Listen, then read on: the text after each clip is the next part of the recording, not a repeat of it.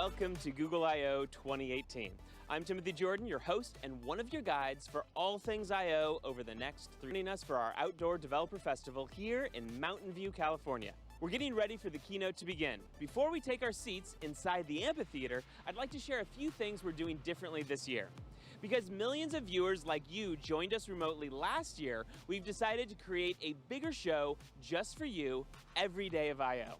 Now this means when you're tuned in to google.com/IO, you'll essentially have an all-access pass for the entire festival. You'll tour dozens of sandboxes with me and your other guides, Todd and Florina. You'll also take a stroll down Main Street to check out all the cool installations there. Plus, you'll get special access to interviews with Googlers and I/O guests and a front row seat to the concert. This year, the French electronic music duo Justice will take the stage on Wednesday at 8:30 p.m. All of this will be happening right here on google.com/IO, so keep this window open. In just a few minutes, we'll head into the amphitheater where you'll join the on-site attendees for our pre-show and 2 awesome AI experiments. First, a music performance using NSynth Super, which is a synthesizer that generates new sounds using neural networks, and World Draw, a new interactive experience we want all of you to take part in. You'll join the rest of the global developer community to draw the world together in real time using the same technology behind Quick Draw and Auto Draw.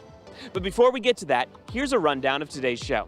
Set your alarms now for 10 a.m. and 12:45 p.m. Pacific time. That's when our Google and developer keynotes begin. You don't want to miss those. Now, after each keynote, we'll share a recap of the announcements with some special guests. In the breaks between the sessions, we'll head to the sandbox for some hands-on fun. I'll also be sharing some stories that will change the way you look at artificial intelligence. It's a very full day. We're just about 40 minutes away from the keynote, and I can feel the excitement growing. But before we go, I'd like to give a quick shout out to the 450 extended viewing parties joining us from around the world. Welcome. It's great to have you all here. Remember to share photos of your viewing party with us on our Google Plus I/O Extended community page, and let us know which announcements excite you the most this year and why. Please use hashtag IO18 Extended with all your shares. For everyone else, join the conversation at hashtag IO18.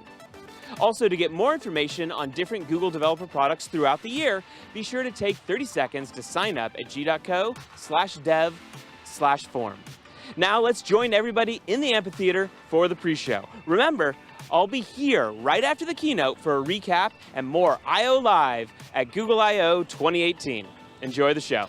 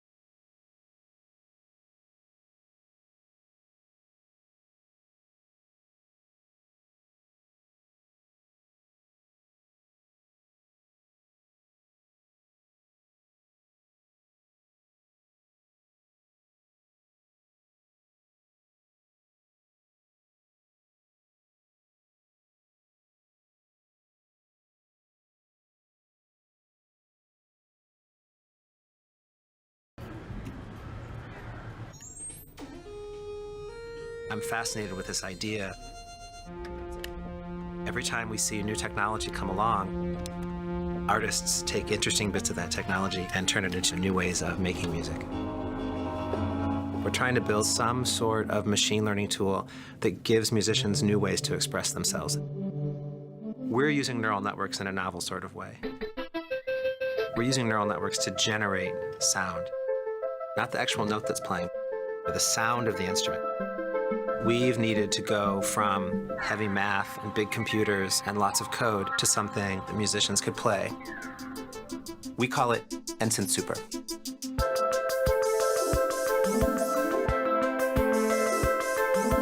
The Nsynth algorithm learns the core aspects of what makes each sound like it does, and then combine those characteristics, drawing a new sound that's not just a blending of the two original sounds.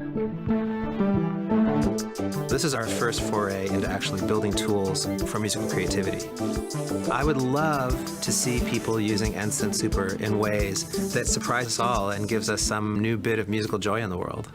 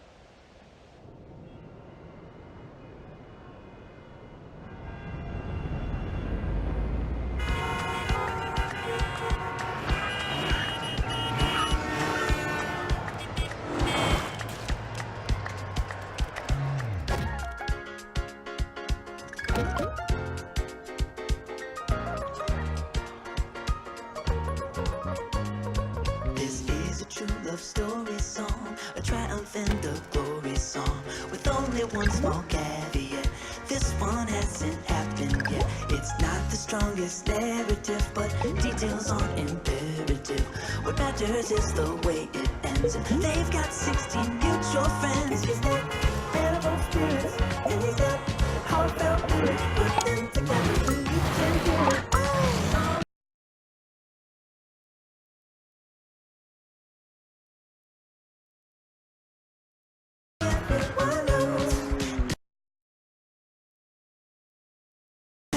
Everyone seems unaware that these two are a destined pair. But I checked out their astral chart. This one is a work of art. He's got animal spirits, and he's got heartfelt lyrics. Oh, yes, he goes. Oh, oh, oh, and when the rising action rises, there is only one thing left, and that's the climax.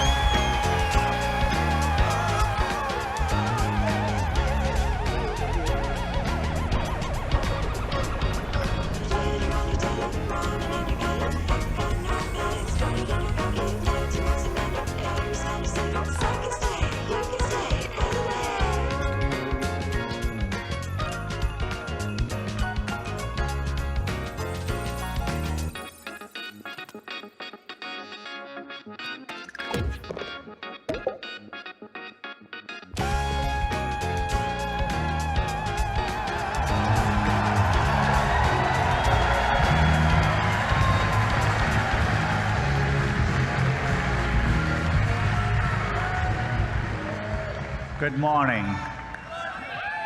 Good morning. Welcome to Google I/O. It's a beautiful day, I think warmer than last year. Hope you're all enjoying it. Thank you for joining us.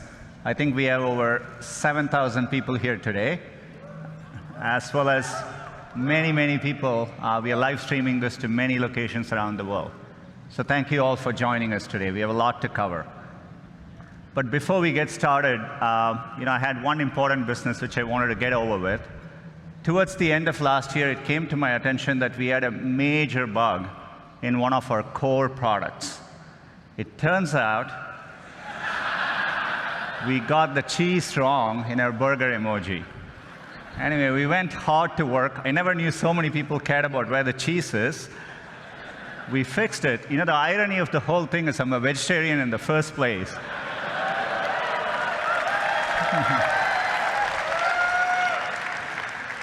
So we fixed it, but hopefully we got the cheese right. But as we were working on this came to my attention. I don't even want to tell you the explanation the team gave me as to why the foam is floating above the beer. But we restored the natural laws of physics.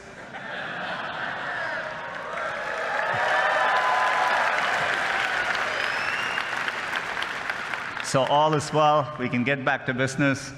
We can talk about all the progress since last year's I/O. I'm sure all of you would agree it's been an extraordinary year on many fronts. I'm sure you've all felt it.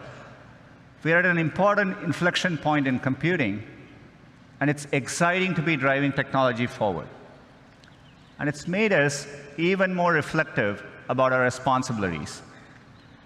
Expectations for technology vary greatly depending on where you are in the world or what opportunities are available to you. For someone like me who grew up without a phone, I can distinctly remember how gaining access to technology can make a difference in your lives. And we see this in the work we do around the world. You see it when someone gets access to a smartphone for the first time. And you can feel it in the huge demand for digital skills we see. That's why we've been so focused on bringing digital skills to communities around the world. So far, we have trained over 25 million people, and we expect that number to rise over 60 million in the next 5 years. It's clear technology can be a positive force, but it's equally clear that we just can't be wide-eyed about the innovations technology creates. There are very real and important questions being raised about the impact of these advances and the role they'll play in our lives. So we know the path ahead needs to be navigated carefully and deliberately, and we feel a deep sense of responsibility to get this right.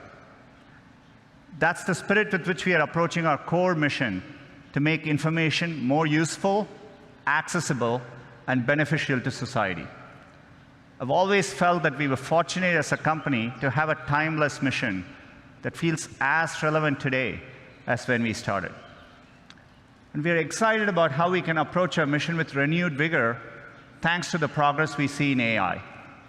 AI is enabling this for us to do this in new ways, solving problems for our users around the world. Last year at Google I/O, we announced Google AI. It's a collection of our teams and efforts to bring the benefits of AI to everyone. And we want this to work globally, so we are opening AI centers around the world. AI is going to impact many, many fields. And I want to give you a couple of examples today. Healthcare is one of the most important fields AI is going to transform. Last year, we announced our work on diabetic retinopathy. It's a leading cause of blindness, and we use deep learning to help doctors diagnose it earlier. And we've been running field trials since then at Aravind and Sankara hospitals in India, and the field trials are going really well. We are bringing expert diagnosis to places where trained doctors are scarce. It turned out, using the same retinal scans, there were things which humans quite didn't know to look for, but our AI systems offered more insights. Your same eye scan, turns out, holds information with which we can predict the 5-year risk of you having an adverse cardiovascular event, heart attack or strokes. So to me, the interesting thing is that more than what doctors could find in these eye scans, the machine learning systems offered newer insights. This could be the basis for a new non-invasive way to detect cardiovascular risk. And we are working. We just published the research, and we are going to be working to bring this to field trials with our partners. Another area where AI can help is to actually help doctors predict medical events. Turns out doctors have a lot of difficult decisions to make, and for them, getting advance notice, say 24 to 48 hours before a patient is likely to get very sick, has a tremendous difference in the outcome. And so we have put our machine learning systems to work. We've been working with our partners using de-identified medical records. And it turns out if you go and analyze over 100,000 data points per patient, more than any single doctor could analyze, we can actually quantitatively predict the chance of readmission 24 to 48 hours before, earlier than traditional methods. It gives doctors more time to act.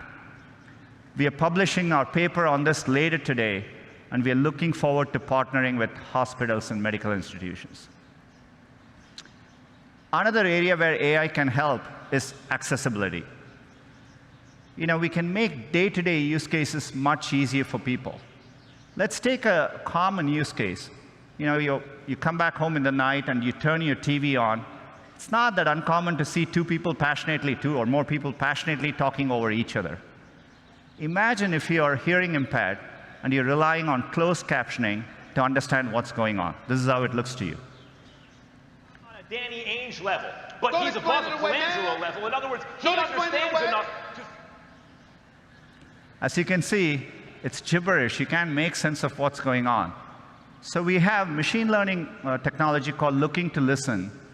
It not only looks for audio cues, but combines it with visual cues to clearly disambiguate the two voices. Let's see how that can work, maybe in YouTube. Not on a Danny Ainge level, but he's above a Colangelo level. In other words, he understands enough to...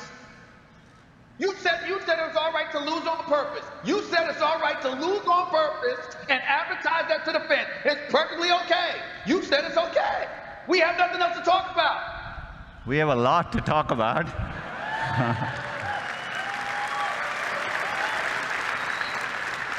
But you can see how we can put technology to work to make an important day-to-day use case profoundly better. The great thing about technology is it's constantly evolving. In fact, we can even apply machine learning to a 200-year-old technology, Morse code, and make an impact in someone's quality of life. Let's take a look.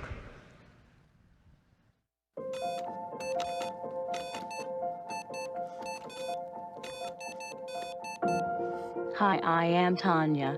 This is my voice. I use Morse code by inputting dots and dashes with switches mounted near my head. As a very young child, I used a communication word board. I used a head stick to point to the words. It was very attractive, to say the least. Once Morse code was incorporated into my life, it was a feeling of pure liberation and freedom. See you later. I think that is why I like skydiving so much. It is the same kind of feeling. Through skydiving, I met Ken, the love of my life, and partner in crime. It's always been very, very difficult just to find Morse code devices, to try Morse code. This is why I had to create my own. With the help from Ken, I have a voice and more independence in my daily life. But most people don't have Ken. It is our hope that we can collaborate with the Gboard team to help people who want to tap into the freedom of using Morse code. Gboard is the Google keyboard. What we have discovered working on Gboard is that there are entire pockets of population in the world, and when I say pockets, it's like tens of millions of people who have never had access to a keyboard that works in their own language.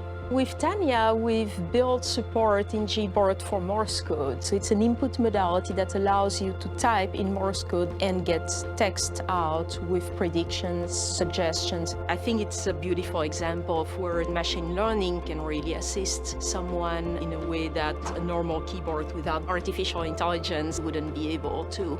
I am very excited to continue on this journey. Many people will benefit from this, and that thrills me to no end.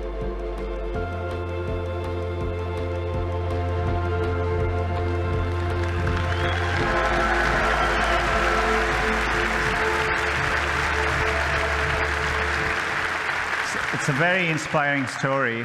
We are very, very excited to have Tanya and Ken join us today at Google.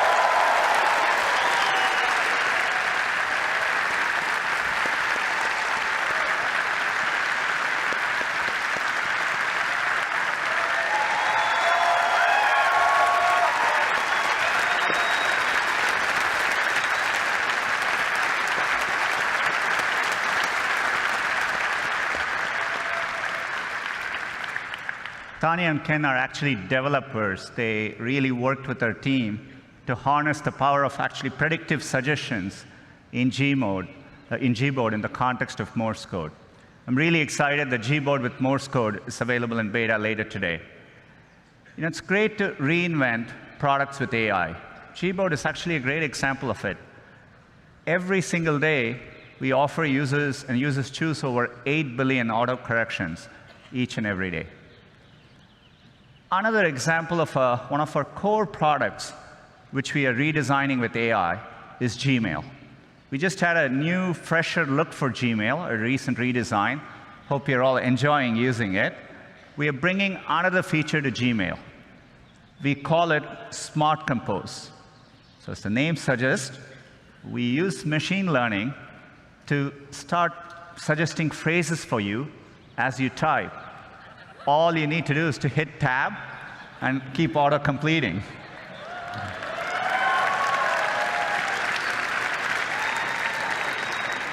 In this case, it understands the subject is Taco Tuesday. It suggests chips, salsa, guacamole. It takes care of mundane things like addresses so that you don't need to worry about it. You can actually focus on what you want to type. I've been loving using it. I've been sending a lot more emails to the company, not sure what the company thinks of it. But it's been great. We are rolling out Smart Compose to all our users this month and hope you enjoy using it as well.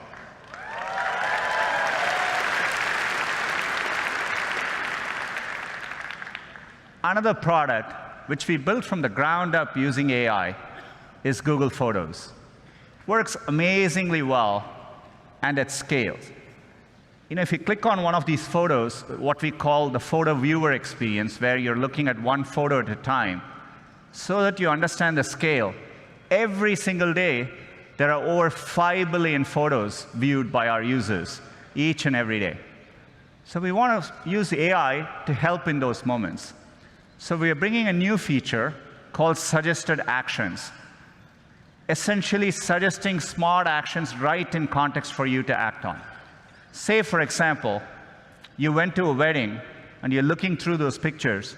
We understand your friend Lisa is in the picture, and we offer to share the 3 photos with Lisa, and with one click, those photos can be sent to her. So the anxiety where everyone is trying to get the picture on their phone, I think we can make that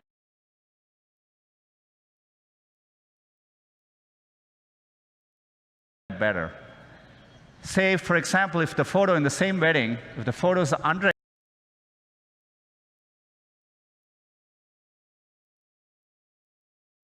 underexposed, our AI systems offer a suggestion to fix the brightness right there, one tap, and we can fix the brightness for you.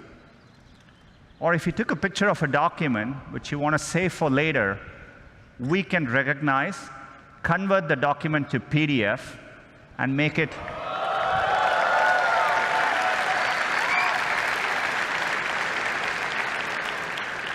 much easier for you to use later.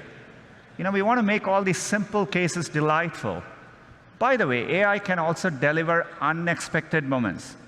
So for example, if you have this cute picture of your kid, we can make it better. We can drop the background color, pop the color, and make the kid even cuter. Or if you happen to have a very special memory, something in black and white, maybe of your mother and grandmother, we can recreate that moment in color and make that moment even more real and special.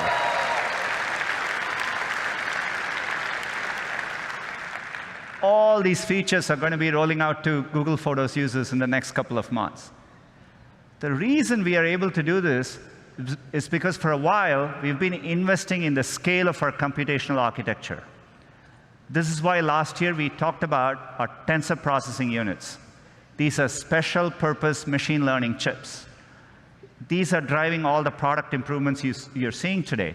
And we've made it available to our cloud customers. Since the last year, we've been hard at work. And today, I'm excited to announce our next generation TPU 3.0. These chips are so powerful that for the first time, we've had to introduce liquid cooling in our data centers. And we put these chips in the form of giant pods. Each of these pods is now 8x more powerful than last year. It's well over 100 petaflops. And this is what allows us to develop better models, larger models, more accurate models, and helps us tackle even bigger problems. And one of the biggest problems we are tackling with AI is the Google Assistant. Our vision for the perfect assistant is that it's naturally conversational, it's there when you need it, so that you can get things done in the real world. And we are working to make it even better. We want the assistant to be something that's natural and comfortable to talk to. And to do that, we need to start with the foundation of the Google Assistant, the voice. Today, that's how most users interact with the assistant. Our current voice is codenamed Holly. She was a real person. She spent months in our studio, and then we stitched those recordings together to create voice.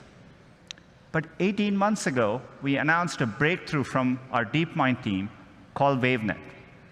Unlike the current systems, WaveNet actually models the underlying raw audio to create a more natural voice. It's closer to how humans speak. The pitch, the pace, even all the pauses that convey meaning. We want to get all of that right. So we've worked hard with WaveNet, and we are adding, as of today, 6 new voices to the Google Assistant. Let's have them say hello. Good morning, everyone.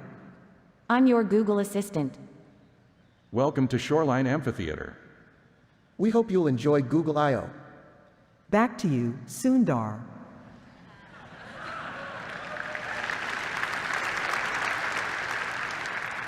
Our goal is one day to get the right accents, languages, and dialects right globally. WaveNet can make this much easier. With this technology, we started wondering who we could get into the studio with an amazing voice. Take a look. Couscous, a type of North African semolina in granules made from crushed durum wheat. I want a puppy with sweet eyes and a fluffy tail who likes my haikus. Don't we all? Happy birthday to the person whose birthday it is.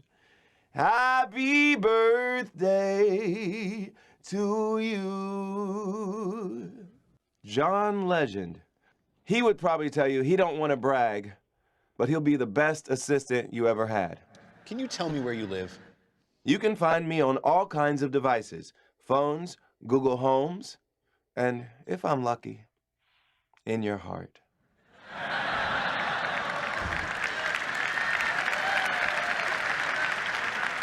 That's right, John Legend's voice is coming to the assistant. Clearly, he didn't spend all the time in the studio answering every possible question that you could ask. But WaveNet allowed us to shorten the studio time, and the model can actually capture the richness of his voice. His voice will be coming later this year in certain contexts so that you can get responses like this. Good morning, Sundar. Right now in Mountain View, it's 65 with clear skies. Today, it's predicted to be 75 degrees and sunny.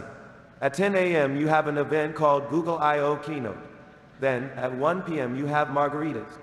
Have a wonderful day. I'm looking forward to 1 p.m. So John's voice is coming later this year. I'm really excited we can drive advances like this with AI. We are doing a lot more with the Google Assistant. And to talk to you a little bit more about it, let me invite Scott onto the stage. Hey Google, call Maddie. Okay, dialing now. Hey Google, book a table for 4. Sounds good. Hey Google, call my brother. Hey Google, call my brother. Text Carol. Can you text Carol for me too? Hey Google, who just texted me? Yo, Google. Kevin, that was great, but we haven't made Yo Google work yet, so you have to say hey. Hey Google. Hey Google. Play some Sia. Hey Google, play the next episode. Play The Crown on Netflix. All Channing Tatum movies. Okay. Yo, Google. That was great. Can we just get one where you say, hey Google? Hey Google, find my phone. Finding now. Whoa. Hey Google. Hey Google. Hey Google! Yo, Google, lock the front door. Okay, let's just go with Yo Google then. I'm sure the engineers would love to update everything. Yo. Hi, what can I do for you?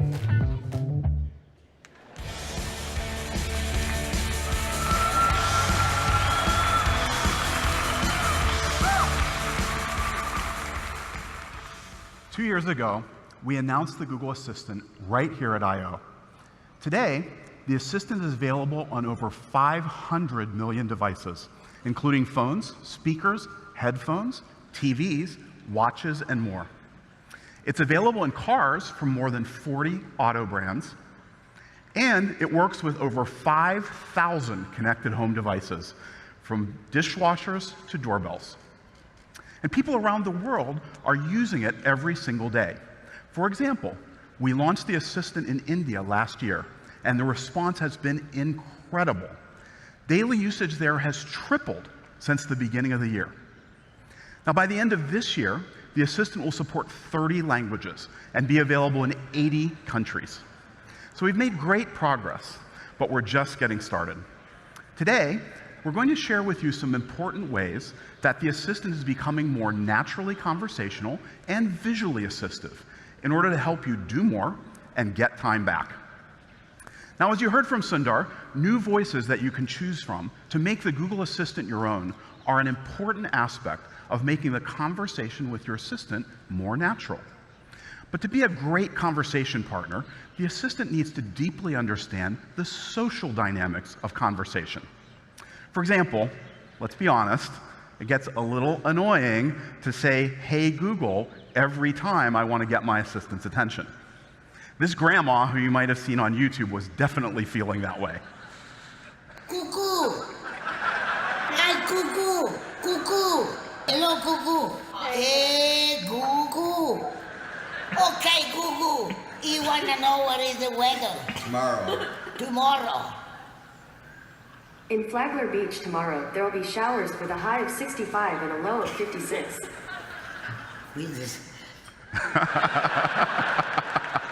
Well, the assistant eventually worked for her, but it shouldn't be so hard. Now you won't have to say, "Hey Google," every time. Check this out. Hey Google, did the Warriors win? Yes, the Warriors won 118-92 last Sunday against the Pelicans. Nice. When's their next game? The Warriors' next game is today at 7:30 p.m., where they will be playing the Pelicans. Great. It's going to be fun to watch tonight. Hey, remind me to find my Kevin Durant jersey when I get home. Sure, I'll remind you when you get home. Now notice that I was able to have a natural back and forth conversation with my assistant without having to repeat "Hey Google" for every follow-up request. Even more helpful, my assistant could understand when I was talking to it versus when I was talking to all of you. We call this continued conversation, and it's been a top feature request. You'll be able to turn it on in the coming weeks. Yeah. All right. So let's say it's almost game time. Hey Google, turn on the Warriors game and start the popcorn maker. Sure, here's the Golden State Warriors game on YouTube TV and turning the popcorn maker on. Oh, and can you dim the lights in the family room and in the kitchen? Sure, dimming the lights in the family room and in the kitchen. Now you'll notice that in both of these examples, I asked for multiple things at once. Something that feels really natural for us, but it's very difficult for computers to understand. It's something we call multiple actions, and we're rolling out this capability in the assistant now. Now you might think, come on, it's easy. Just look for the and. But it's not always so straightforward. In this example, even though it has the word "and," it's not two requests. It's actually just one.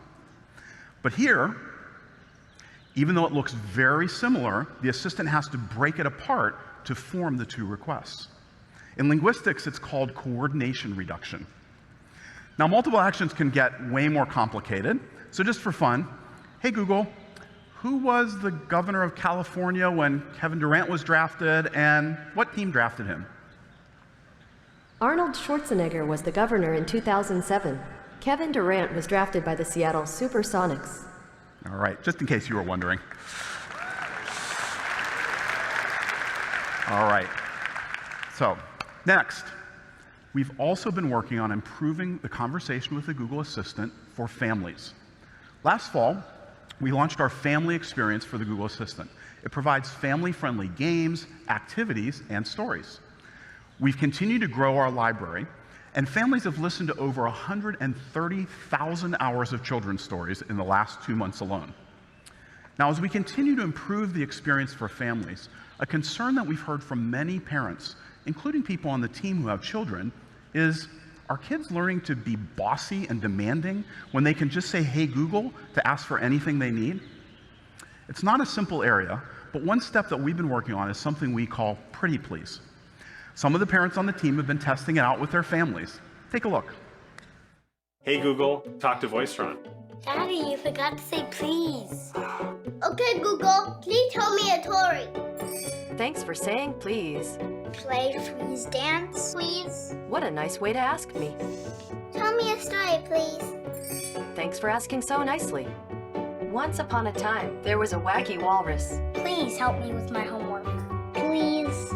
Please. You're very polite. I know.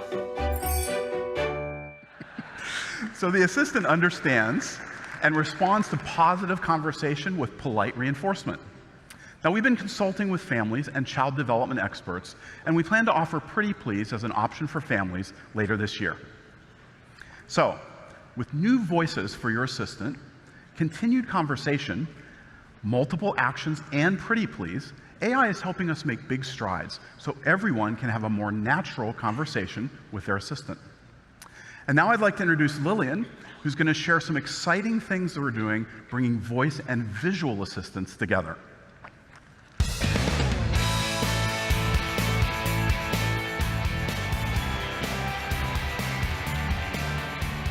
Well, thanks, Scott, and good morning, everyone. Over the last couple of years, the Assistant has been focused on the verbal conversation that you can have with Google. Today, we're going to unveil a new visual canvas for the Google Assistant across screens. This will bring the simplicity of voice together with a rich visual experience. Now, I'm going to invite Maggie to come up because we're going to be switching to a lot of live demos. We gave you an early look at our new smart displays at CES in January. We're working with some of the best consumer electronic brands. And today, I'm excited to announce that the first smart displays will go on sale in July. Today, I'll show you some of the ways that this new device can make your day easier by bringing the simplicity of voice with the glanceability of a touchscreen. So let's switch over to the live demos. Now, this is one of the Lenovo smart displays. The ambient screen integrates with Google Photos and greets me with pictures of my kids, Bella and Hudson. Those are really my kids. Best way to start my day every morning. Now, because the device is controlled by voice, I can watch videos or live TV with just a simple command. This makes it so easy to enjoy my favorite shows while multitasking around the house. Hey, Google, let's watch Jimmy Kimmel Live. Okay, playing Jimmy Kimmel Live on YouTube TV.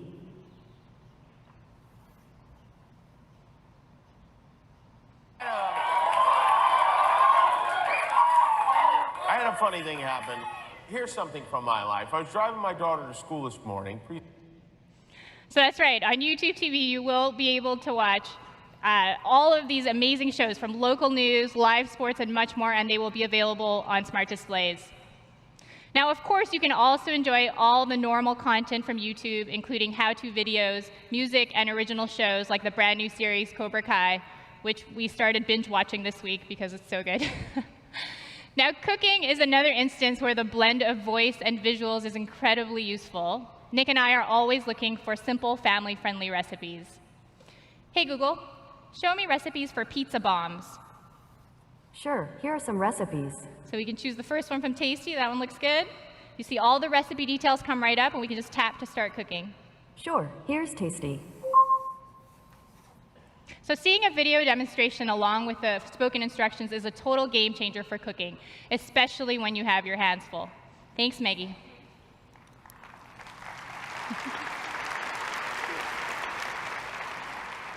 So we showed you a couple of ways that smart displays can make life at home easier, but there are so many more. From staying in touch with family with broadcast and duo video calling, to keeping an eye on your home with all of our other smart home partners, to seeing in advance what the morning commute's like with Google Maps. We're thoughtfully integrating the best of Google and working with developers and partners all around the world to bring voice and visuals together in a completely new way for the home. Now, inspired by the smart display experiences, we've also been working to reimagine the assistant experience on the screen that's with us all the time, our mobile phones. So I'm going to give you a sneak peek into how the assistant on the phone is becoming more immersive, interactive, and proactive. So we're going to switch to another live demo. Hey, Google, tell me about Camila Cabello. According to Wikipedia, Carla Camila Cabello Estrabao is an American singer and songwriter. So as you can see, we're taking full advantage of the screen to give you a rich and immersive response. Here's another. Turn down the heat. Sure, cooling the living room down. And for smart home requests, what you can see here is we're bringing the controls right into your fingertips. And here's one of my favorites. Hey, Google, order my usual from Starbucks. Hello, welcome back to Starbucks. That's one tall, non-fat latte with caramel drizzle. Anything else? So no thanks. And are you picking that up at the usual place? So I'm going to tap yes. Okay, your order's in. See you soon. Yeah. So we're excited to share that we've been working with Starbucks, Dunkin' Donuts, DoorDash, Domino's, and many other partners on a new food pickup and delivery experience for the Google Assistant. We have already started rolling some of these out, with many more partners coming soon. Now, rich and interactive responses to my requests are really helpful, but my ideal assistant should also be able to help in a proactive way. So when I'm in the assistant now and swipe up, I now get a visual snapshot of my day. I see helpful suggestions based on the time, my location, and even my recent interactions with the assistant. I also have my reminders, packages, and even notes and lists organized and accessible right here. I love the convenience of having all these details helpfully curated and so easy to get to. Now, this new visual experience for the phone is thoughtfully designed with AI at the core. It will launch on Android this summer and iOS later this year.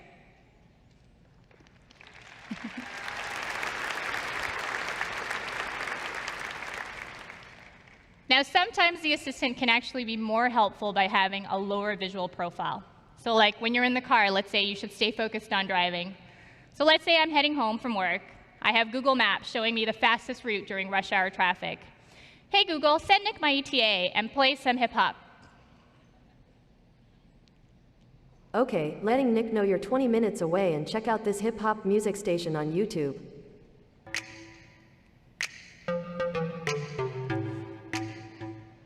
So it's so convenient to share my ETA with my husband with just a simple voice command. I'm excited to share that the assistant will come to navigation in Google Maps this summer.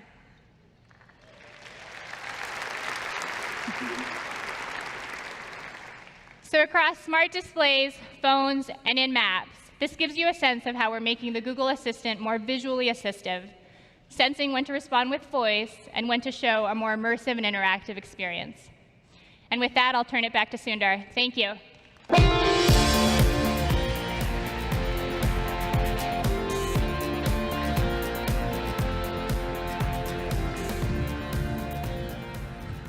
Thanks, Lillian. It's great to see the progress with the assistant. As I said earlier, our vision for our assistant is to help you get things done. It turns out a big part of getting things done is making a phone call. You may want to get an oil change schedule, maybe call a plumber in the middle of the week, or even schedule a haircut appointment. You know, we are working hard to help users through those moments. We want to connect users to businesses in a good way.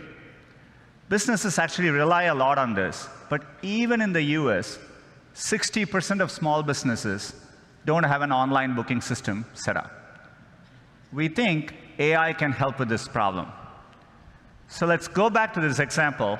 Let's say you want to ask Google to make you a haircut appointment on Tuesday between 10 and noon. What happens is the Google Assistant makes the call seamlessly in the background for you. So what you're going to hear is the Google Assistant actually calling a real salon to schedule the appointment for you. Let's listen.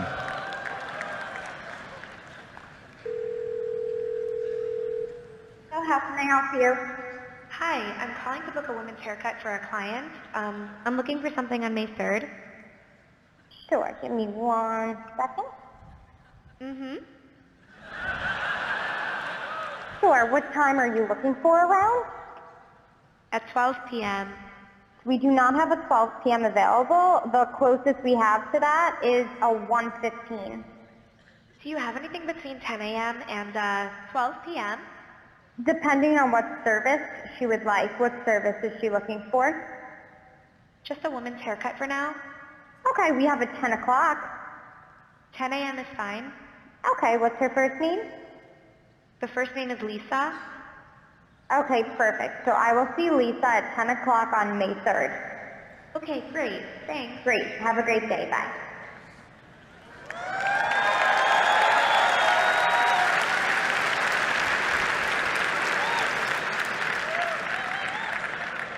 That was a real call you just heard. The amazing thing is the assistant can actually understand the nuances of conversation. We've been working on this technology for many years. It's called Google Duplex. It brings together all our investments over the years in natural language understanding, deep learning, text-to-speech. By the way, when we are done, the assistant can give you a confirmation notification saying your appointment has been taken care of. Let me give you another example. Let's say you want to call a restaurant, but maybe it's a small restaurant which is not easily available to book online. The call actually goes a bit differently than expected. So take a listen.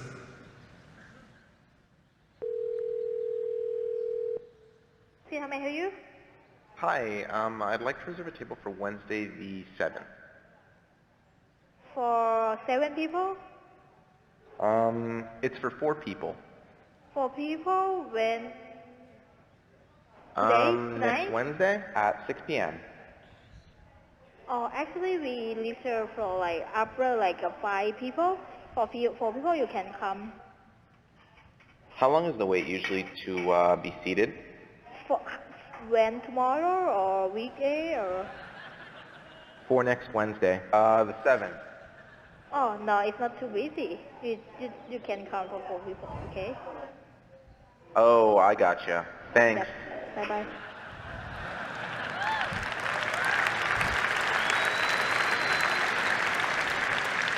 Again, that was a real call. We have many of these examples where the calls quite don't go as expected, but the assistant understands the context, the nuance. It knew to ask for wait times in this case and handle the interaction gracefully. Look, we're still developing this technology, and we actually want to work hard to get this right, get the user experience and the expectation right for both businesses and users. But done correctly, it'll save time for people and generate a lot of value for businesses.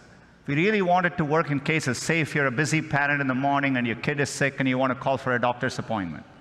So we're going to work hard to get this right.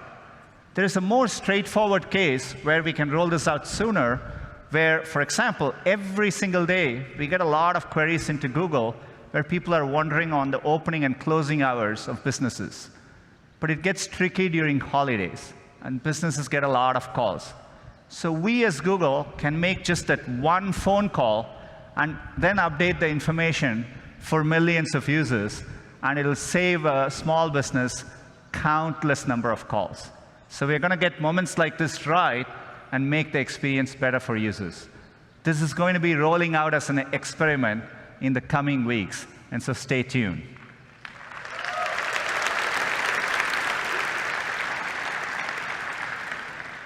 A common theme across all this is we are working hard to give users back time. We've always been obsessed about that at Google. Search is obsessed about getting users to answers quickly and giving them what they want. Which brings me to another area, digital well-being. Based on our research, we know that people feel tethered to their devices. I'm sure it resonates with all of you. There is increasing social pressure to respond to anything you get right away. People are anxious to stay up to date with all the information out there. They have FOMO, fear of missing out. We think there's a chance for us to do better. We've been talking to people, and some people introduced to us the concept of JOMO, the actual joy of missing out. So we think we can really help users with digital well-being. This is going to be a deep, ongoing effort across all our products and platforms, and we'll need all your help.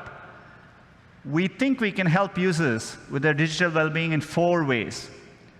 We want to help you understand your habits, focus on what matters, switch off when you need to, and above all, find balance with your family. So let me give a couple of examples.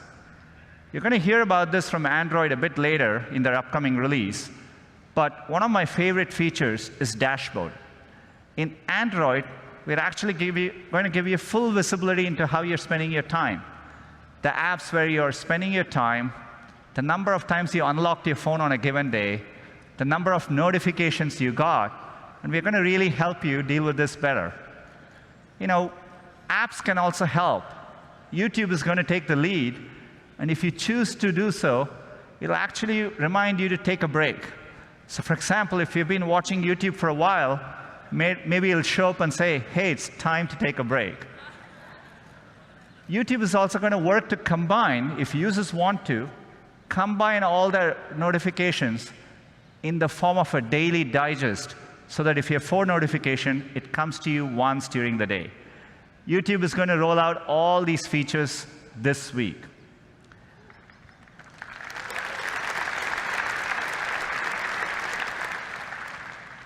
We've been doing a lot of work in this area. Family Link is a great example, where we provide parents tools to help manage kids' screen time. And I think this is an important part of it.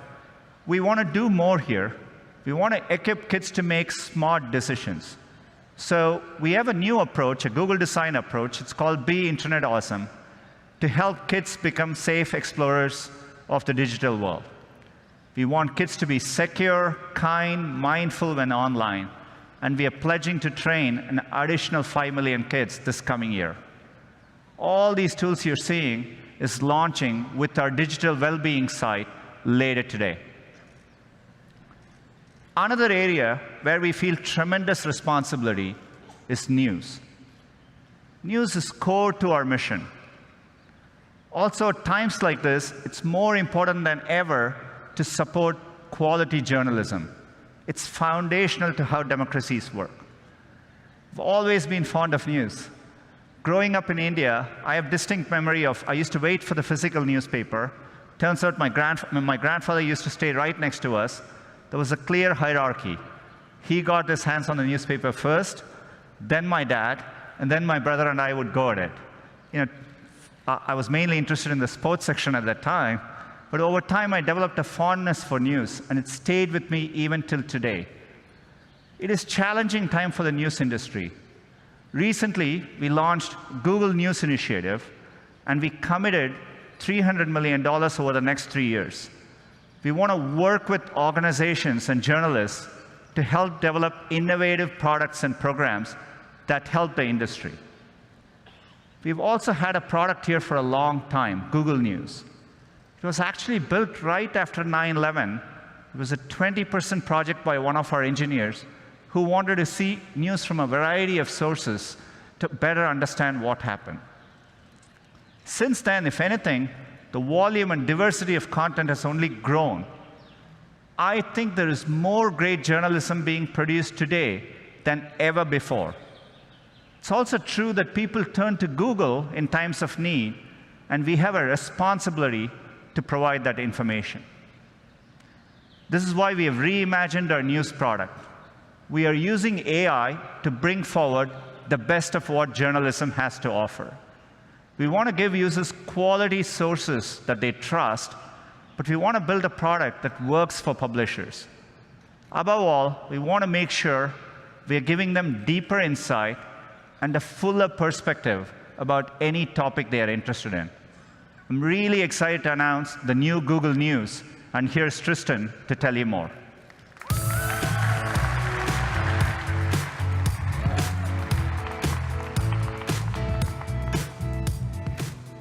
Thank you, Sundar. With the new Google News, we set out to help you do 3 things. First, keep up with the news you care about. Second, understand the full story. And finally, enjoy and support the sources you love.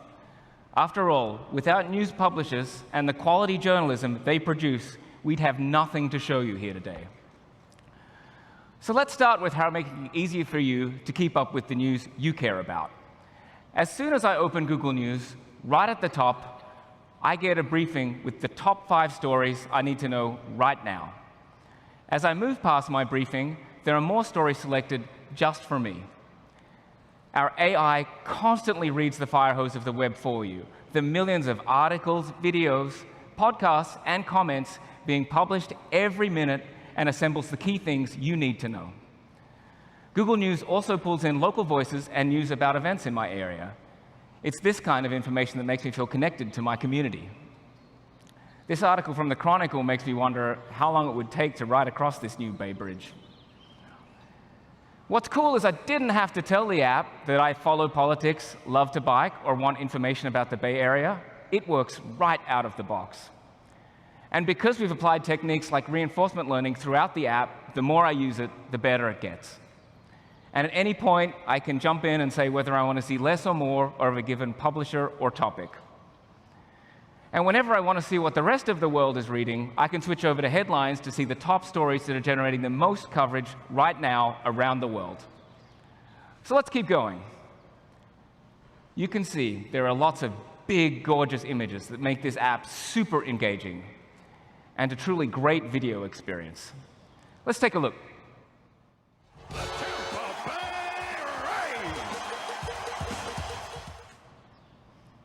This brings you all the latest videos from YouTube and around the web. All of our design choices focus on keeping the app light, easy, fast, and fun. Our guiding principle is to let the stories speak for themselves. So it's pretty cool, right?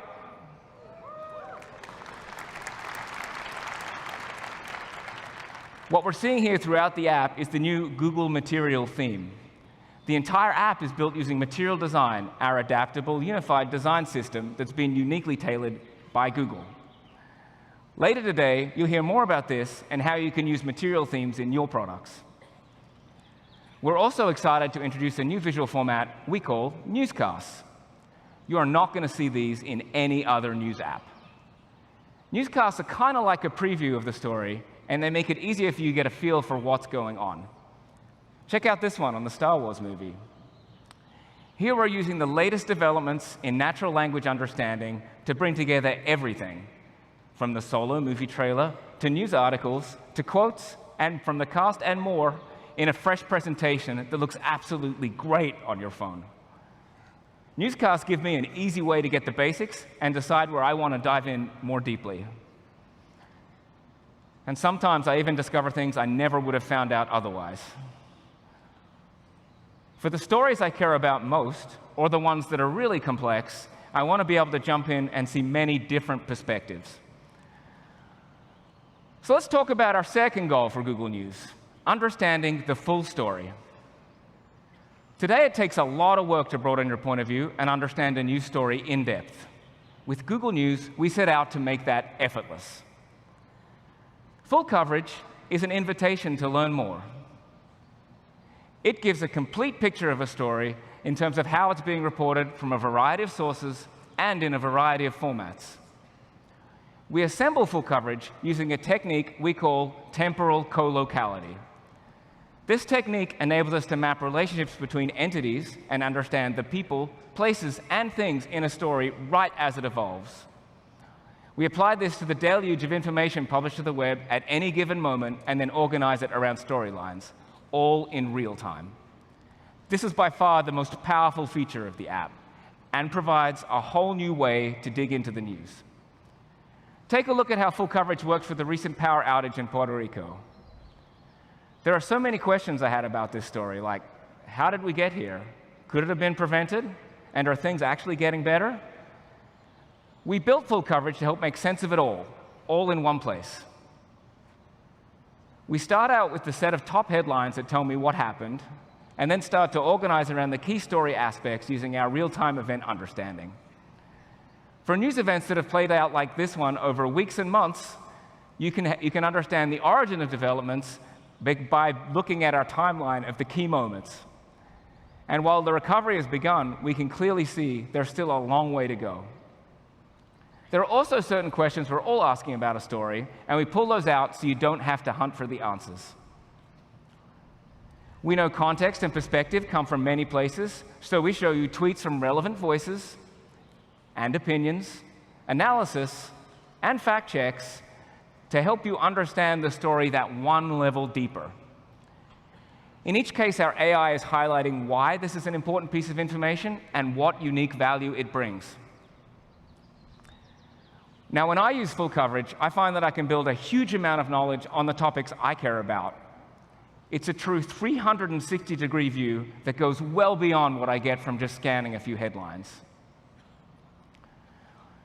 On top of this, our research shows that having a productive conversation or debate requires everyone to have access to the same information, which is why everyone sees the same content in full coverage for a topic.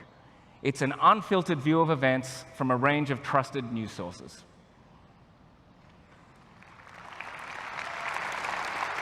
Thank you. So I got to say, I love these new features. And these are just a few of the things we think make the new Google News so exciting. But as we mentioned before, none of this would exist without the great journalism newsrooms produce every day. Which brings us to our final goal, helping you enjoy and support the news sources you love. We've put publishers front and center throughout the app.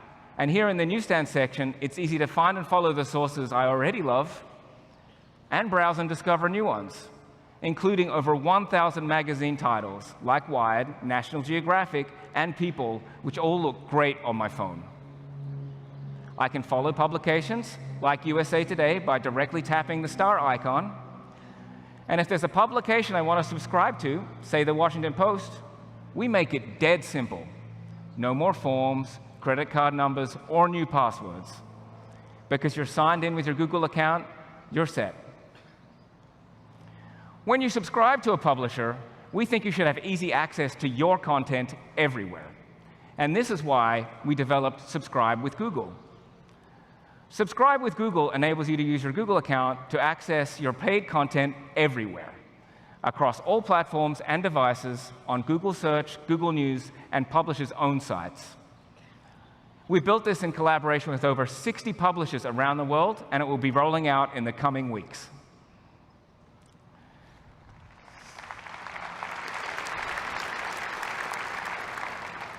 Thank you. And this is one of the many steps we're taking to make it easier to access dependable, high-quality information when and where it matters most. So that's the new Google News. It helps you keep up with the news you care about with your briefing and newscasts, understand the full story using full coverage, and enjoy and support the news sources you love by reading, following, and subscribing. And now for the best news of all. We're rolling out on Android, iOS, and the web in 127 countries starting today. I think so too. Pretty cool. It will be available to everyone next week. At Google, we know that getting accurate and timely information into people's hands and building and supporting high-quality journalism is more important than it ever has been right now. And we are totally committed to doing our part. We can't wait to continue on this journey with you. And now I'm excited to introduce Dave to tell you more about what's going on in Android. Android started with the simple goal of bringing open standards to the mobile industry. Today, it is the most popular mobile operating system in the world.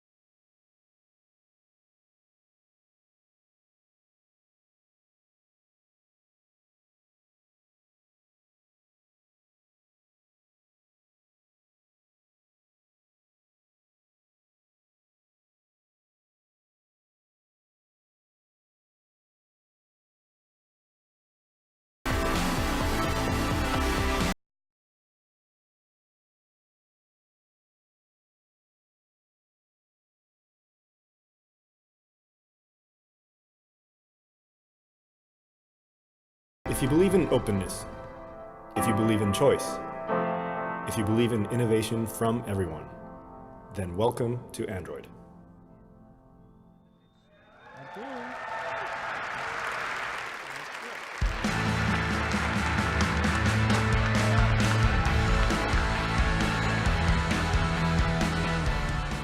Hi, everyone. It's great to be here at Google I/O 2018. I think clearly all developer conferences should be held outside. It's pretty damn nice out here. Now, 10 years ago, when we launched the first Android phone, the T-Mobile G1, it was with a simple but bold idea: to build a mobile platform that was free and open to everyone. And today, that idea is thriving. Our partners have launched tens of thousands of smartphones used by billions of people all around the world. And through this journey, we've seen Android become more than just a smartphone operating system, powering new categories of computing, including wearables, TV, auto, AR/VR, IoT. And the growth of Android over the last 10 years has helped fuel the shift in computing from desktop to mobile. And as Sundar mentioned, the world is now on the precipice of another shift. AI is going to profoundly change industries like healthcare and transport, and is already starting to change ours. And this brings me to the new version of Android we're working on, Android P. Android P is an important first step towards this vision of AI at the core of the operating system. In fact, AI underpins the first of 3 themes in this release, which are intelligence, simplicity, and digital well-being. So starting with intelligence, we believe smartphones should be smarter. They should learn from you, and they should adapt to you. Technologies such as on-device machine learning can learn your usage patterns and automatically anticipate your next action, saving you time. And because it runs on-device, the data is kept private to your phone. So let's take a look at some examples of how we're applying these technologies to Android to build a smarter operating system. In pretty much every survey of smartphone users, you'll see battery life as the top concern. And I don't know about you, but this is my version of Maslow's hierarchy of needs. And we've all been there. You know, your battery's been OK, but then you have one of those outlier days where it's draining faster than normal, leaving you to run to the charger. With Android P, we partnered with DeepMind to work on a new feature we call adaptive battery. It's designed to give you a more consistent battery experience. Adaptive battery uses on-device machine learning to figure out which apps you'll use in the next few hours and which you won't use until later, if at all, today. And then with this understanding, the operating system adapts to your usage patterns so that it spends battery only on the apps and services that you care about. And the results are really promising. We're seeing a 30% reduction in CPU wake-ups for apps in general. And this, combined with other performance improvements, including running background processes on the small CPU cores, is resulting in an increase in battery for many users. It's pretty cool. Another example of how the OS is adapting to the user is auto brightness. Now, most modern smartphones will automatically adjust the brightness given the current lighting conditions. But it's a one-size-fits-all. They don't take into account your personal preferences and environment. So often what happens is you then need to manually adjust the brightness slider, resulting in the screen later becoming too bright or too dim. With Android P, we're introducing a new on-device machine learning feature we call adaptive brightness. Adaptive brightness learns how you like to set the brightness slider, given the ambient lighting, and then does it for you in a power-efficient way. So you'll literally see the brightness slider move as the phone adapts to your preferences. And it's extremely effective. In fact, we're seeing almost half of our test users now make fewer manual brightness adjustments compared to any previous version of Android. We're also making the UI more intelligent. Last year, we introduced the concept of predicted apps, a feature that places the next apps the OS anticipates you need on the path you'd normally follow to launch that app. And it's very effective, with an almost 60% prediction rate. With Android P, we're going beyond simply predicting the next app to launch to predicting the next action you want to take. We call this feature App Actions. So let's take a look at how it works. At the top of the launcher, you can see 2 actions. One to call my sister Fiona, and another to start a workout on Strava for my evening run. So what's happening here is that the actions are being predicted based on my usage patterns. The phone is adapting to me and trying to help me get to my next task more quickly. As another example, if I connect my headphones, Android will surface an action to resume the album I was listening to. To support app actions, developers just need to add an actions.xml file to their app. And then actions surface not just in the launcher, but in Smart Text Selection, the Play Store, Google Search, and the Assistant. Take Google Search. We're experimenting with different ways to surface actions for apps you've installed and use a lot. For example, I'm a big Fandango user, so when I search for the new Avengers movie, Infinity War, I get, in addition to regular suggestions, I get an action to the Fandango app to buy tickets. Pretty cool. Actions are a simple but powerful idea for providing deep links into the app given your context. But even more powerful is bringing part of the app UI to the user right there and then. We call this feature slices. Slices are a new API for developers to define interactive snippets of their app UI that can be surfaced in different places in the OS. In Android P, we're laying the groundwork by showing slices first in search. So let's take a look. Let's say I'm out and about, and I need to get a ride to work. If I type Lyft into the Google Search app, I now see a slice from the Lyft app installed on my phone. Lyft is using the Slice API's rich array of UI templates to render a slice of their app in the context of search. And then Lyft is able to give me the price for my trip to work, and the slice is interactive, so I can order the ride directly from it. Pretty nice. The Slice templates are versatile, so developers can offer everything from playing a video to, say, checking into a hotel. As another example, if I search for Hawaii, I'll see a slice from Google Photos with my vacation pictures. And we're working with some amazing partners on app actions and slices. And we'll be opening an early access program to developers more broadly next month. So we're excited to see how actions, and in particular slices, will enable a dynamic two-way experience where the app's UI can intelligently show up in context. So that's some of the ways that we're making Android more intelligent, by teaching the operating system to adapt to the user. Machine learning is a powerful tool, but it can also be intimidating and costly for developers to learn and apply. And we want to make these tools accessible and easy to use to those who have little or no expertise in machine learning. So today, I'm really excited to announce ML Kit, a new set of APIs available through Firebase. With ML Kit, you get on-device APIs to text recognition, face detection, image labeling, and a lot more. And ML Kit also supports the ability to tap into Google's cloud-based ML technologies. Architecturally, you can think of ML Kit as providing ready-to-use models built on TensorFlow Lite and optimized for mobile. And best of all, ML Kit is cross-platform, so it runs on both Android and iOS.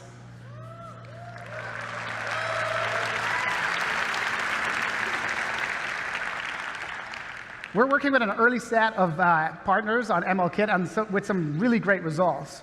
For example, the popular calorie counting app, Lose It, is using our text recognition model to scan nutritional information, and ML Kit's custom model APIs to automatically classify 200 different foods through the camera.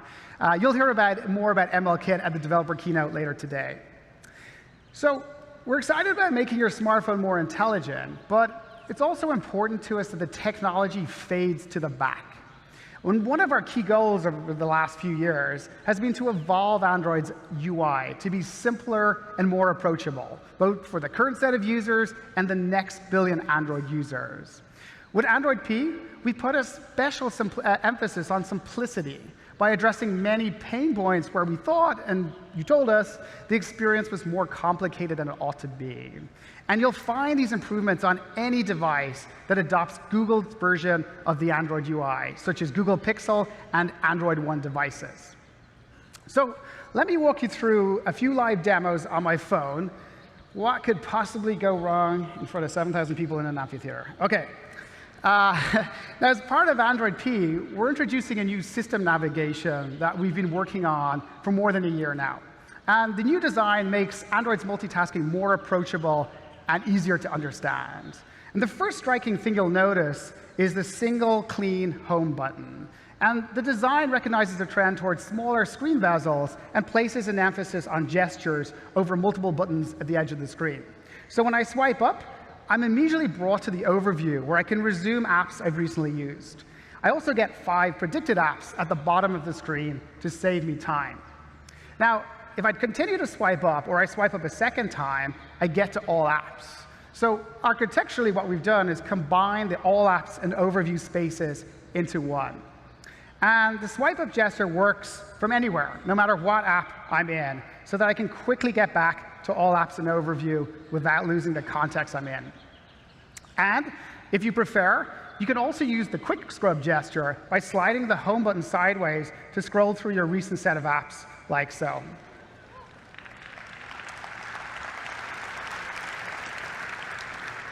Now, one of the nice things about the larger horizontal overview is that the app content is now glanceable, so you can easily refer back to information in a previous app.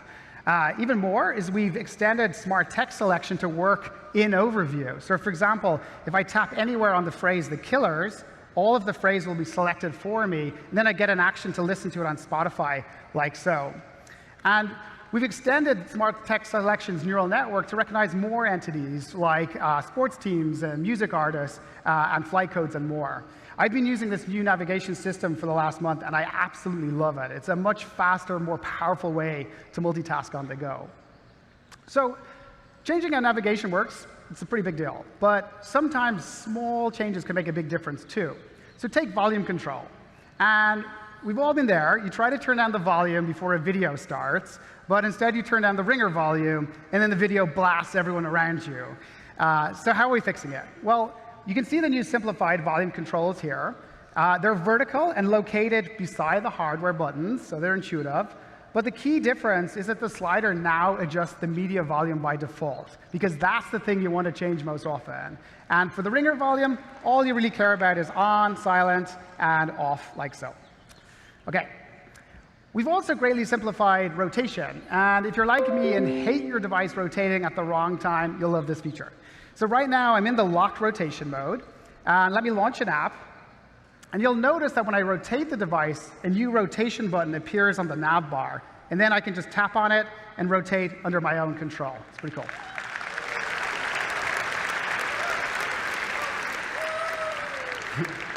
All right, so that's a quick tour of some of the ways that we've simplified the user experience in Android P. And there's lots more. Everything from a redesigned work profile to better screenshots to improved notifications management and more. Speaking of notifications management, we want to give you more control over demands on your attention. And this highlights a concept that Sundar alluded to earlier, making it easier to move between your digital life and your real life. To learn more about this important area and our third theme, let me hand over to Samir. Thanks.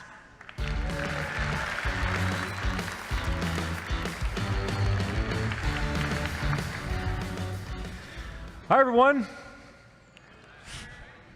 On a recent family vacation, my partner asked if she could see my phone right after we got to our hotel room. She took it from me, walked over to the hotel safe, locked it inside, and turned and looked me right in the eye and said, "You get this back in 7 days when we leave." Whoa. I was shocked. I was kind of angry.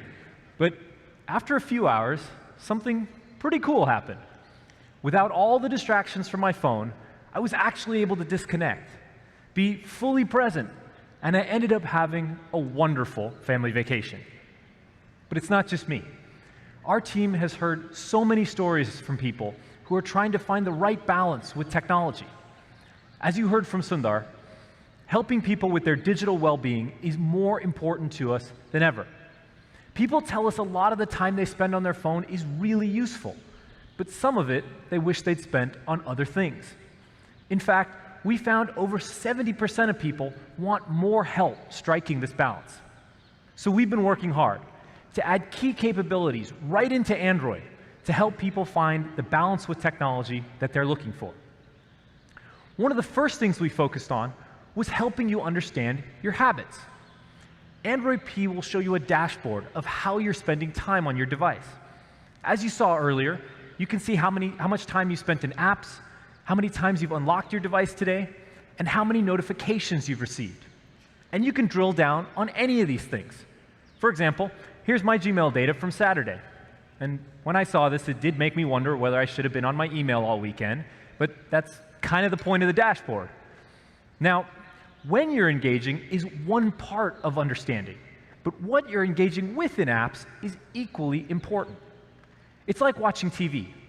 Catching up on your favorite shows at the end of a long day can feel pretty good, but watching an infomercial might leave you wondering why you didn't do something else instead.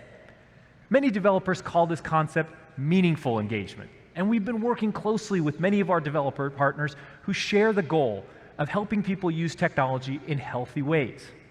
So in Android P, developers can link to more detailed breakdowns of how you're spending time in their app from this new dashboard. For example, YouTube will be adding a deep link where you can see total watch time across mobile and desktop and access many of the helpful tools that Sundar shared earlier.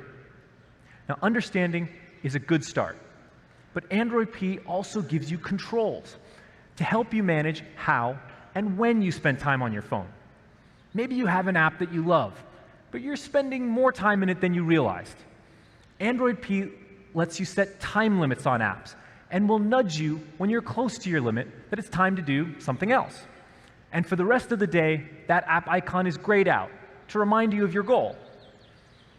People have also told us they struggle to be fully present for the dinner that they're at or the meeting that they're attending because the notifications they get on their device can be distracting and too tempting to resist. And come on, we've all been there.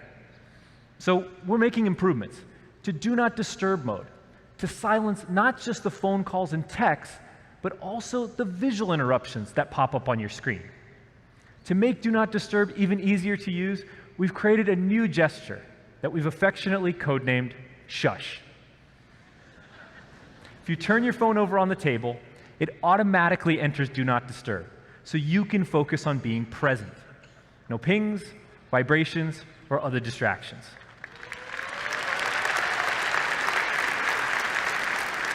Of course, in an emergency, we all want to make sure we're still reachable by the key people in our lives, like your partner or your child's school. Android P will help you set up a list of contacts that can always get through to you with a phone call, even if Do Not Disturb is turned on. Finally, we heard from people that they often check their phone right before going to bed. And before you know it, an hour or two has slipped by. And honestly, this happens to me at least once a week. Getting a good night's sleep is critical, and technology should help you with this, not prevent it from happening. So we created Wind Down mode. You can tell the Google Assistant what time you aim to go to bed, and when that time arrives, it will switch on Do Not Disturb and fade the screen to grayscale, which is far less stimulating for the brain and can help you set the phone down. It's such a simple idea, but I found it's amazing how quickly I put my phone away when all my apps go back to the days before color TV.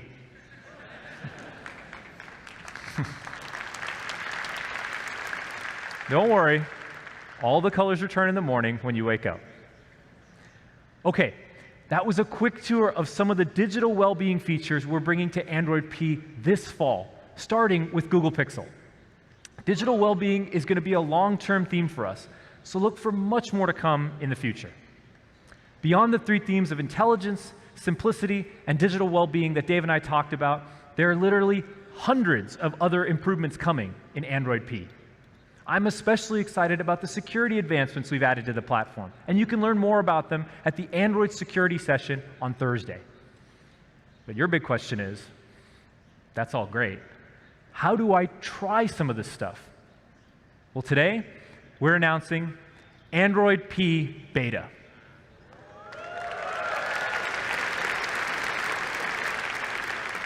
And with efforts in Android Oreo to make OS upgrades easier, Android P Beta is available on Google Pixel and 7 more manufacturer flagship devices today.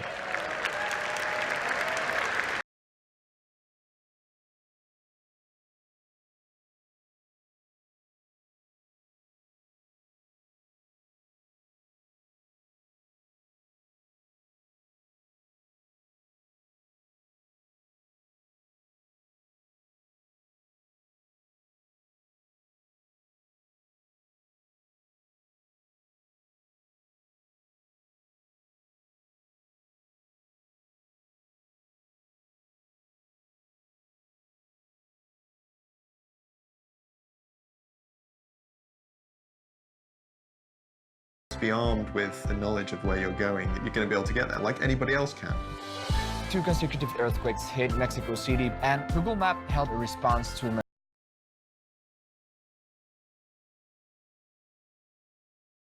constantly. We kept saying, thank God for Google. Like, what would we have done? It's really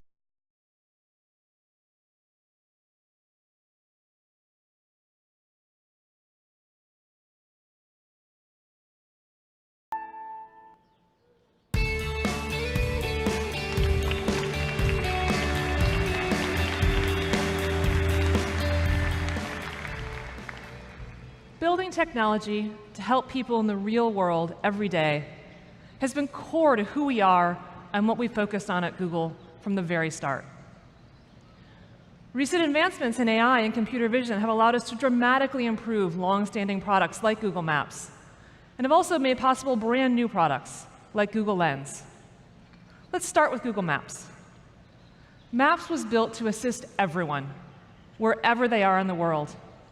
We've mapped over 220 countries and territories and put hundreds of millions of businesses and places on the map. And in doing so, we've given more than 1 billion people the ability to travel the world with the confidence that they won't get lost along the way. But we're far from done. We've been making maps smarter and more detailed as advancements in AI have accelerated. We're now able to automatically add new addresses, businesses, and buildings that we extract from Street View and satellite imagery directly to the map. This is critical in rural areas, in places without formal addresses, and in fast-changing cities like Lagos here, where we've literally changed the face of the map in the last few years. Hello, Nigeria. We can also tell you if the business you're looking for is open, how busy it is, what the wait time is, and even how long people usually spend there. We can tell you before you leave whether parking is going to be easy or difficult, and we can help you find it. And we can now give you different routes based on your mode of transportation, whether you're riding a motorbike or driving a car.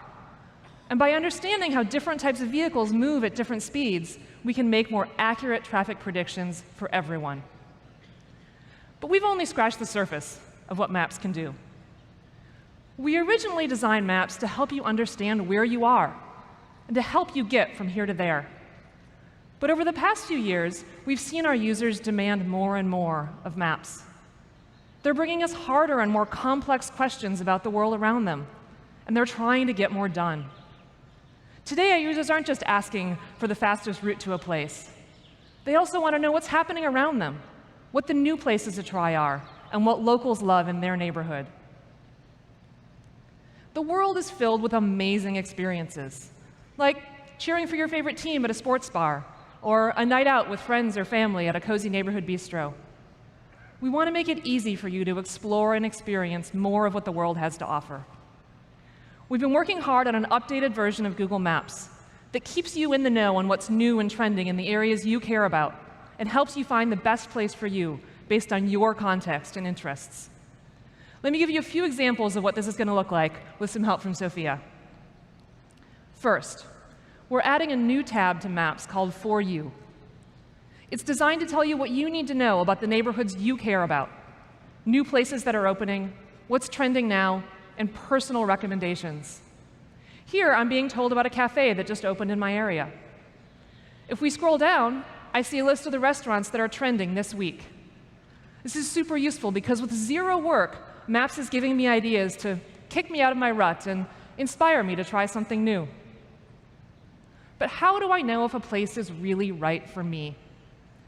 Have you ever had the experience at looking at lots of places, all with 4-star ratings, and you're pretty sure there's some you're going to like a lot and others that maybe aren't quite so great, but you're not sure how to tell which ones?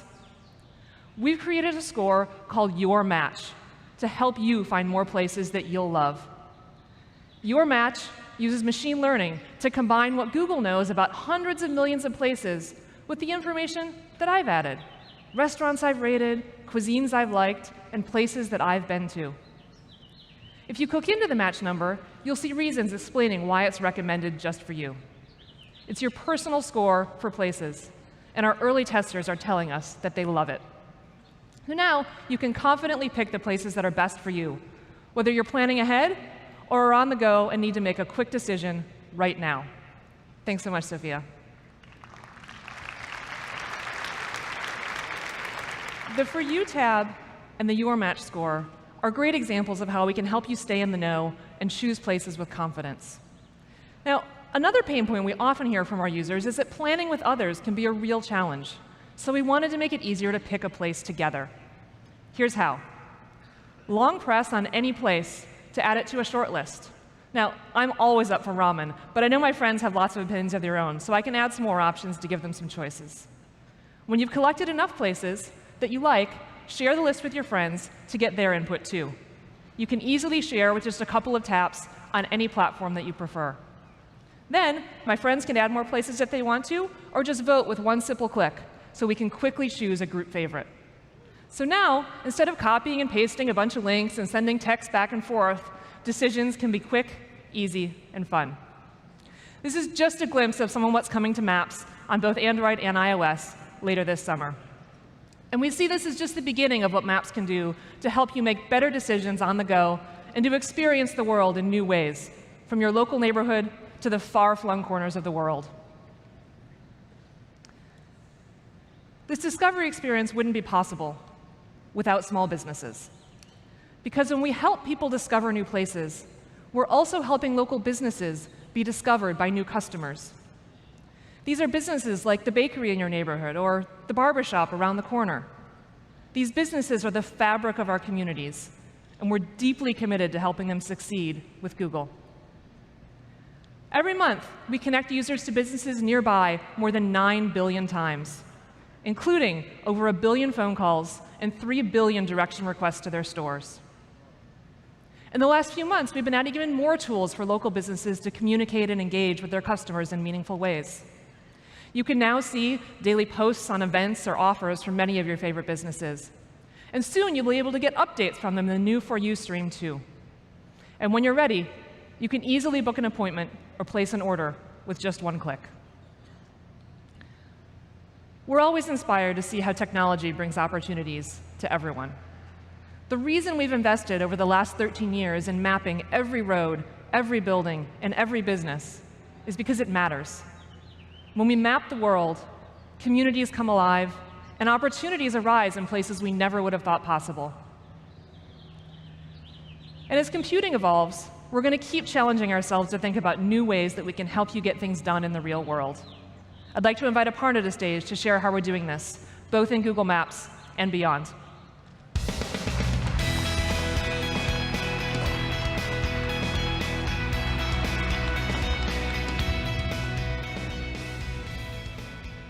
The cameras in our smartphones, they connect us to the world around us in a very immediate way. They help us save a moment, capture memories, and communicate. But with advances in AI and computer vision that you heard Sundar talk about, we said, what if the cameras can do more? What if the cameras can help us answer questions? Questions like, where am I going? Or what's that in front of me? Let me paint a familiar picture. You exit the subway. You're already running late for an appointment or a tech company conference. That happens. And then your phone says, head south on Market Street. So what do?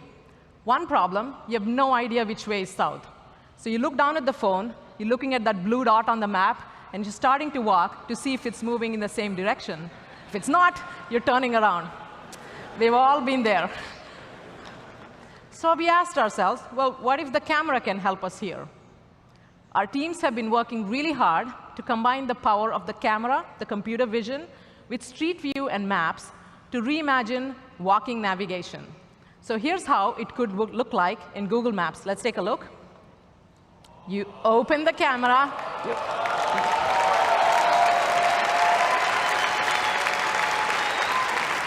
You instantly know where you are. No futzing with the phone. All the information on the map, the street names, the directions, right there in front of you. Notice that you also see the map, so that way you stay oriented. You can start to see nearby places, so you see what's around you. And just for fun, our team's been playing with an idea of adding a helpful guide, like that there, so that it can show you the way. Oh, there she goes. Pretty cool. Now, enabling these kinds of experiences, though, GPS alone doesn't cut it. So that's why we've been working on what we call VPS, Visual Positioning System, that can estimate precise positioning and orientation. One way to think about the key insight here is, just like you and I, when we are in an unfamiliar place, you're looking for visual landmarks. You're looking for the storefront, the building facades, et cetera. And it's the same idea. VPS uses the visual features in the environment to do the same. So that way, we help you figure out exactly where you are and get you exactly where you need to go. Pretty cool. So that's an example how we are using the camera to help you in maps. But we think the camera can also help you do more with what you see. That's why we started working on Google Lens. Now, people are already using it for all sorts of answers, and especially when the questions are difficult to describe in words. Answers like, oh, that cute dog in the park, that's a Labradoodle. Or this building in Chicago is the Wrigley Building, and it's 425 feet tall. Or as my 9-year-old son says these days, that's more than 60 Kevin Durants. Now, today, Lens is a capability in Google products like Photos and the Assistant.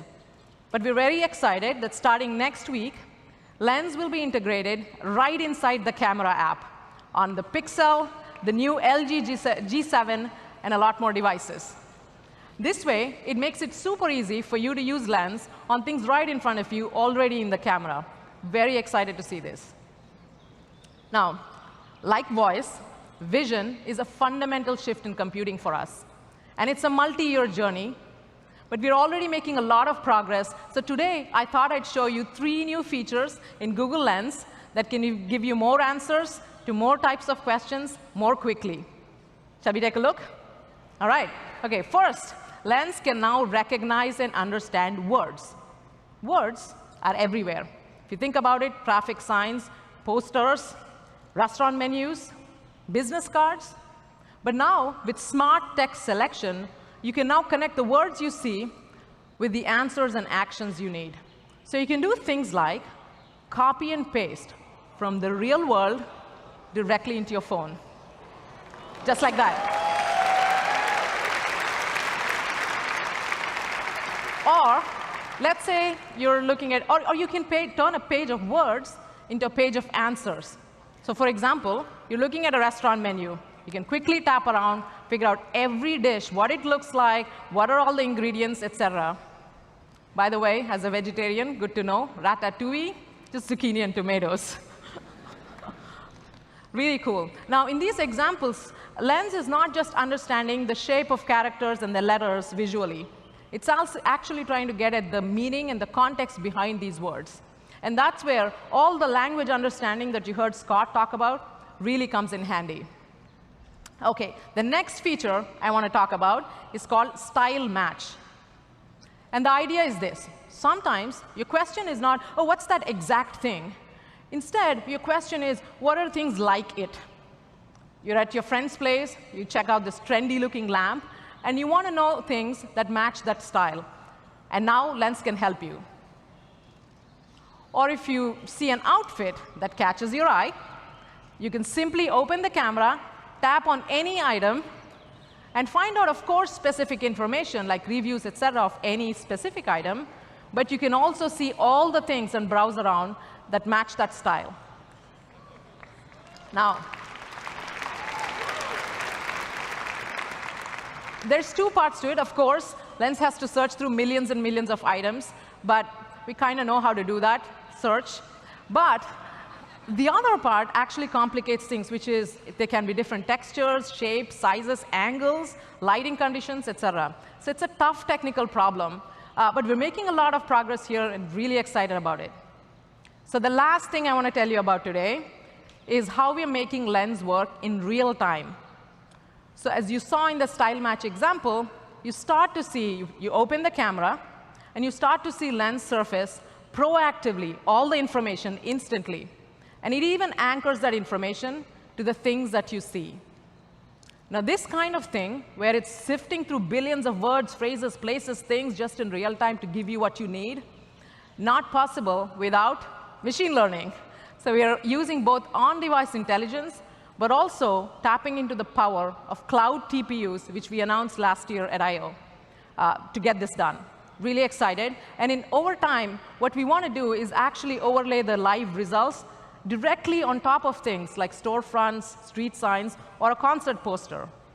So you can simply point your phone at a concert poster of Charlie Puth, and the music video just starts to play, just like that. This is an example of how the camera is not just answering questions, but it is putting the answers right where the questions are. And it's very exciting. So smart text selection, style match, real-time results, all coming to Lens in the next few weeks. Please check them out.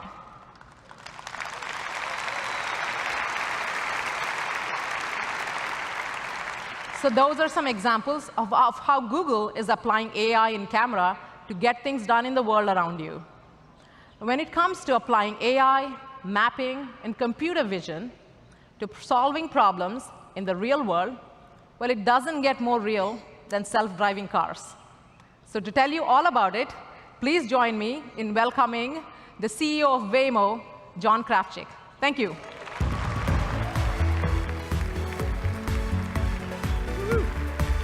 Hello, everyone. We're so delighted to join our friends at Google on stage here today. And while this is my first time at Shoreline, it actually isn't the first time for our self-driving cars.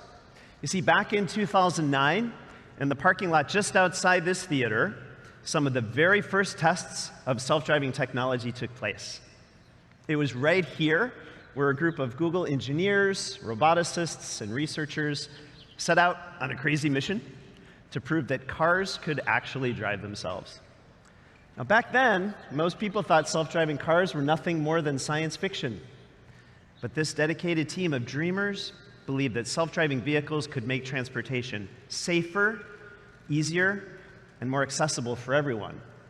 And so, the Google Self-Driving Car Project was born. Now, fast forward to 2018, and the Google Self-Driving Car Project is now its own independent alphabet company called Waymo. And we've moved well beyond tinkering and research. Today, Waymo is the only company in the world with a fleet of fully self-driving cars with no one in the driver's seat on public roads.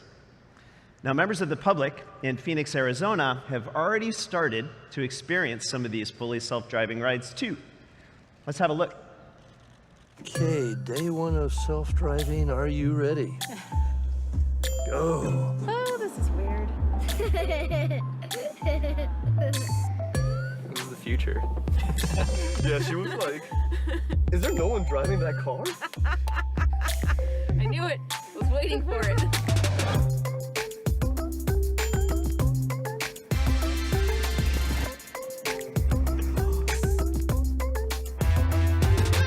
You'd certainly never know that there wasn't someone driving his car. Yo, car. Selfie. Thank you, car. Yeah, thank you, car. It's pretty cool.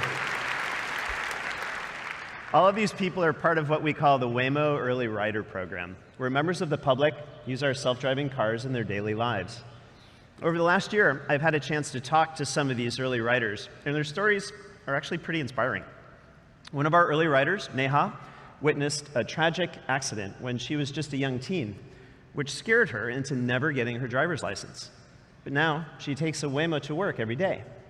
And there's Jim and Barbara, who no longer have to worry about losing their ability to get around as they grow older. Then there's the Jackson family. Waymo helps them all navigate their jam-packed schedules, taking Kyla and Joseph to and from school, practices, and meetups with friends. So it's not about science fiction. When we talk about building self-driving technology, these are the people we're building it for. In 2018, self-driving cars are already transforming the way they live and move. So Phoenix will be the first stop for Waymo's driverless transportation service, which is launching later this year. Soon, everyone will be able to call Waymo using our app, and a fully self-driving car will pull up with no one in the driver's seat to whisk them away to their destination. And that's just the beginning. Because at Waymo, we're not just building a better car. We're building a better driver. And that driver can be used in all kinds of applications. Ride-hailing, logistics, personal cars, connecting people to public transportation. And we see our technology as an enabler for all of these different industries. And we intend to partner with lots of different companies to make this self-driving future a reality for everyone. Now, we can enable this future because of the breakthroughs and investments we've made in AI. Now, back in those early days, Google was perhaps the only company in the world investing in both AI and self-driving technology at the same time. So when Google started making major advances in machine learning, with speech recognition, computer vision, image search, and more, Waymo is in a unique position to benefit. For example, back in 2013, we were looking for a breakthrough technology to help us with pedestrian detection. Luckily for us, Google was already deploying a new technique called deep learning, a type of machine learning that allows you to create neural networks with multiple layers to solve more complex problems. So our self-driving engineers teamed up with researchers from the Google Brain team. And within a matter of months, we reduced the error rate for detecting pedestrians by 100x. That's right, not 100%, but 100 times. And today, Today, AI plays an even greater role in our self-driving system, unlocking our ability to go truly self-driving. Now, to tell you more about how machine learning makes Waymo the safe and skilled driver that you see on the road today, I'd like to introduce you to Dimitri.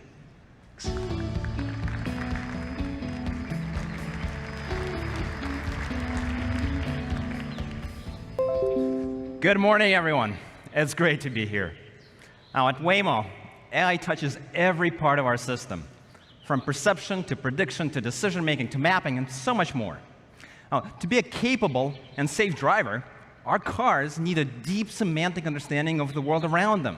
Our vehicles need to understand and classify objects, interpret their movements, reason about intent, and predict what they will do in the future. They need to understand how each object interacts with everything else.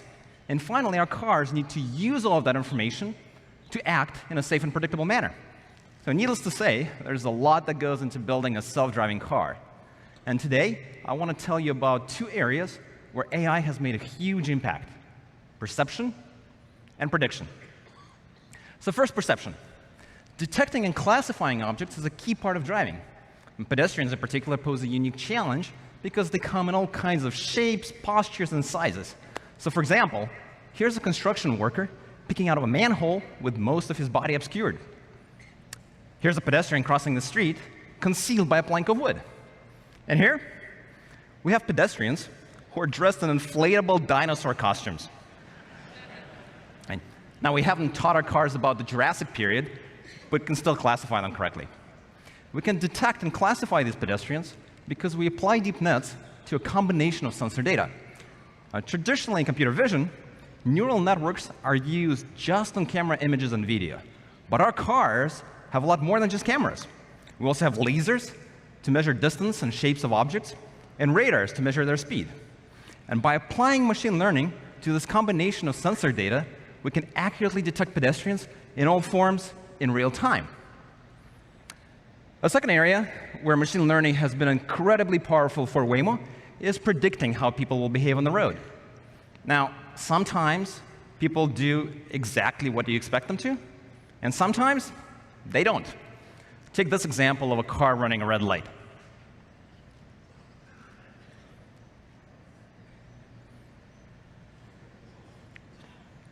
Unfortunately, we see this kind of thing more than we'd like. But let me break this down from the car's point of view. Our car is about to proceed straight through an intersection. We have a clear green light, and cross traffic is stopped with a red light. But just as we enter the intersection, all the way in the right corner, we see a vehicle coming fast. Our models understand that this is unusual behavior for a vehicle that should be decelerating. We predict the car will run the red light. So we preemptively slow down, which you can see here with this red fence.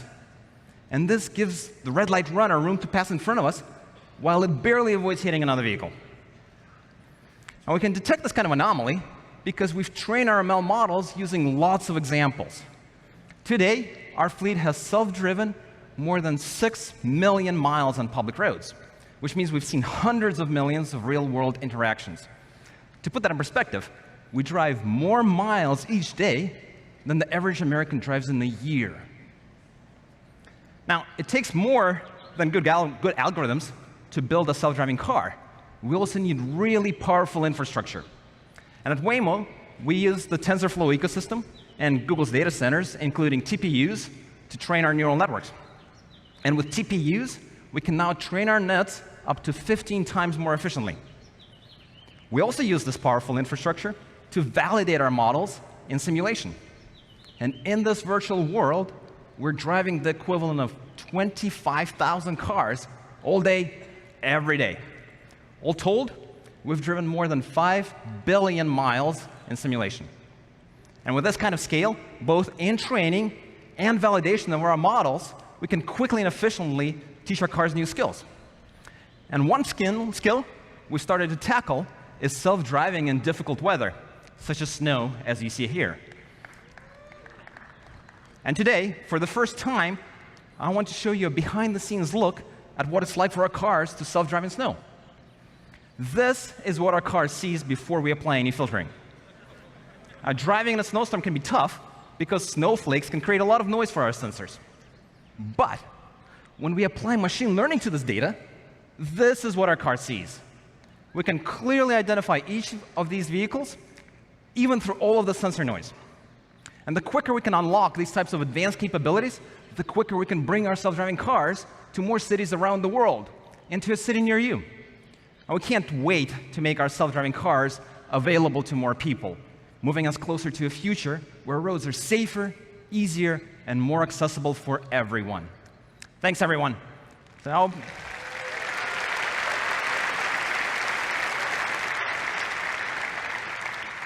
Now, please join me in welcoming back Jen to close out the morning session.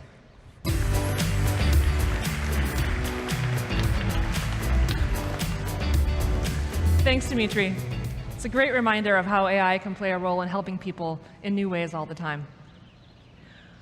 I started at Google as an engineering intern almost 19 years ago. And what struck me from almost the very first day I walked in the door was the commitment to push the boundaries on what was possible with technology, combined with a deep focus on building products that had a real impact on people's lives. And as the years have passed, I've seen time and again how technology can play a really transformative role, from the earliest days of things like search and maps to new experiences like the Google Assistant. As I look at the Google of today, I see those same early values alive and well. We continue to work hard, together with all of you, to build products for everyone, and products that matter. We constantly aspire to raise the bar for ourselves even higher, and to contribute to the world and to society in a responsible way. Now, we know that to truly build for everyone, we need lots of perspectives in the mix. And so that's why we broadened I/O this year to include an even wider range of voices.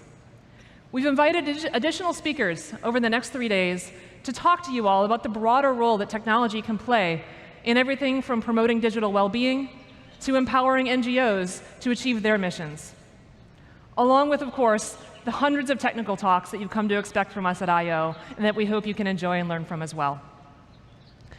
Welcome to I/O 2018. Please enjoy, and I hope you all find some inspiration in the next few days to keep building good things for everyone. Thank you.